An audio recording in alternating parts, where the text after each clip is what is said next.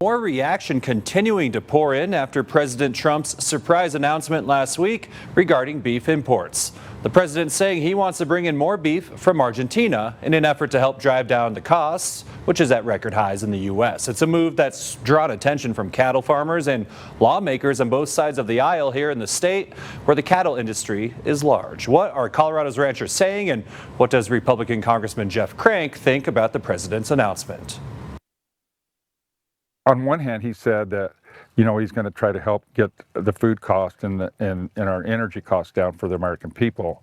But on the same hand, he can't cripple the people that produce. Colorado ranchers like Jace Honey in La Junta voicing dissatisfaction with President Trump's plans to quadruple Argentina beef imports. The one thing that's kept up is beef, and if we buy some beef, now I'm not talking about that much from Argentina, it would help Argentina, which we consider a very good country, a very good ally. A balancing act for Trump, trying to lower record high beef prices, but potentially at the expense of his America First agenda. The immediate solution to the problem of the rising cost of beef, the president wants to bring that down, is we have to increase our supply. And so that's what he's doing with respect to these imports. The Bureau of Labor Statistics shows uncooked ground beef prices up 13% the last year, and steak up almost 17%. The average price for a pound of ground beef, $6.32, an all-time high. When the president first mentioned importing more beef to lower the prices here in the U.S., we've seen the value of our calves